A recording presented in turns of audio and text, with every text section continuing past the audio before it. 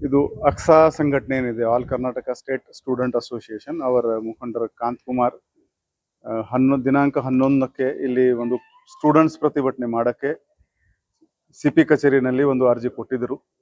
ಆ ಅರ್ಜಿದು ನಾವು ಪರಿಶೀಲನೆ ಮಾಡಿದೀವಿ. ಈ ಸಂಘಟನೆದು ನಾವು ಆಕ್ಟಿವಿಟಿ ಚೆಕ್ ಮಾಡಿದಾಗ ಧಾರವಾಡನಲ್ಲಿ ಇವರು ಒಂದು ಕರೆ ಮಾಡಿದರು. ಅದರಲ್ಲಿ 3-4 ಲಕ್ಷ ಸ್ಟೂಡೆಂಟ್ಸ್ ಸೇರಿದರು. ಆವಾಗ ಸಾಕಷ್ಟು ಪಬ್ಲಿಕ್ಗೆ ತೊಂದರೆ ಉಂಟಾಗಿತ್ತು. ಟ್ರಾಫಿಕ್ ಪ್ರಾಬ್ಲಮ್ ಆಗಲಿ ಮತ್ತು ಪಬ್ಲಿಕ್ ಆರ್ಡರ್ ಆಗಲಿ ಅದಕ್ಕೆ ಧಕ್ಕೆ ಉಂಟಾಗಿತ್ತು.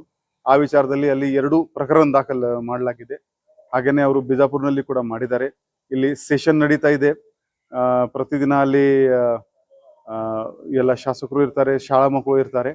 ಮತ್ತು ಈಗಾಗಲೇ ಆಲ್ರೆಡಿ ನಾವು ಪ್ರೊಟೆಸ್ಟ್ದು ಏನೇನು ಜಾಗ ಇದೆ ಅಲ್ಲಿ ಕೊಟ್ಟಿದ್ದೀವಿ.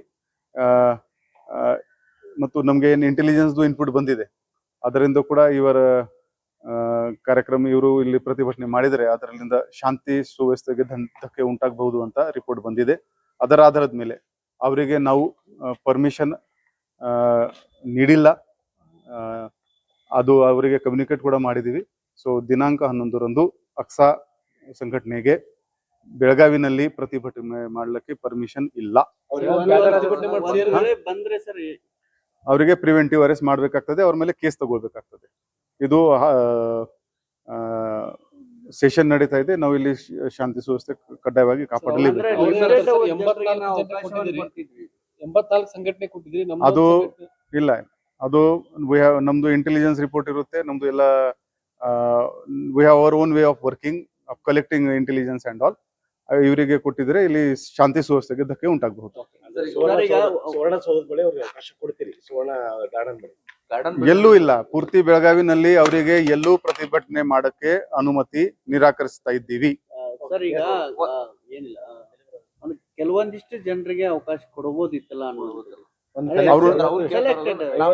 ಏನಾಗುತ್ತೆ, ಒಬ್ರಿಗೆ ಕೊಟ್ರೆ ಸರ್ ಹಕ್ಕ ಕಿತ್ಕೊಂಡಿಲ್ಲ. ಅವ್ರ ನಾವು ಕೆಲವರಿಗೆ ಕೊಟ್ಟಿದ್ದೀವಿ, ಬಾಕಿ ಸರ್ ಅವರು ಬಂದ್ಬಿಟ್ರು ಅಂತ ಹೇಳಿದರೆ ಆಮೇಲೆ ಕಷ್ಟ ಆಗುತ್ತೆ.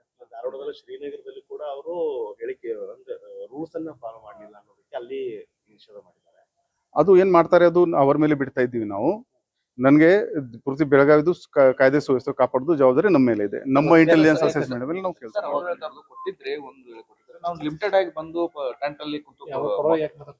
ನಾವು ಆಲ್ರೆಡಿ ಈಗ ಹೇಳಿದೀವಿ ಏನ್ ಹೇಳ್ಬೇಕಾಗುತ್ತೆ.